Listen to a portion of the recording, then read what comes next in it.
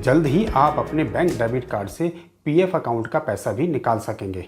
इसके लिए कर्मचारी भविष्य निधि संगठन यानी ईपीएफओ डिजिटल सेवा ईपीएफओ 3 लॉन्च करेगा। पहले यह सर्विस दिवाली से शुरू होनी थी, लेकिन तकनीकी कारणों के चलते यह सुविधा अब अगले साल जनवरी तक के लिए टाल दी गई है। इस नई सेवा से कर्मचारियों को क्या फायदे होंगे, आइए जानते हैं विस्तार से। श्रम मंत्री मनसुख मंडाविया की अध्यक्षता में 10 अक्टूबर से ईपीएफओ बोर्ड की एक बैठक होगी, जिसमें ईपीएफ का पैसा एटीएम से निकालने की सुविधा प्रदान करने के प्रस्ताव पर चर्चा हो सकती है।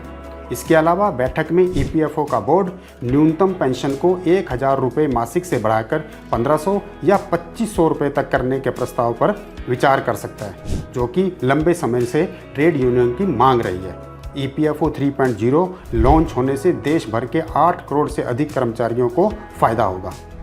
ईपीएफओ 3.0 लॉन्च होने के बाद मोबाइल ऐप और डैशबोर्ड से पीएफ से जुड़ी हर जानकारी तुरंत मिलेगी। यूपीआई पेमेंट और एटीएम कार्ड से पैसा निकालना बहुत आसान होगा। क्लेम करने और जानकारी अपडेट करने का प्रोसेस भी तेज हो जाएगा। ईपीएफओ प्रत्येक कर्मचारी को एक खास एटीएम कार्ड देगा। यह कार्ड आपके पीएफ अकाउंट से लिंक होगा।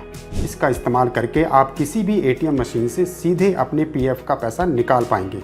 दूसरी ओर यूपीआई की सुविधा का लाभ उठाने के लिए आपको अपना पीएफ अकाउंट यूपीआई से लिंक करना होगा। इसके बाद आप मोबाइल से ही पीएफ का पैसा बैंक अकाउंट में ट्रांसफ़र कर पाएंगे।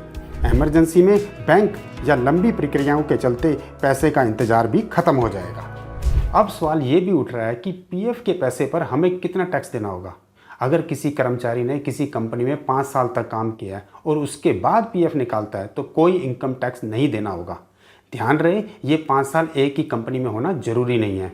ईपीएफओ 3.0 लॉन्च होने के बाद लंबी चौड़ी औपचारिकताएं खत्म हो जाएंगी।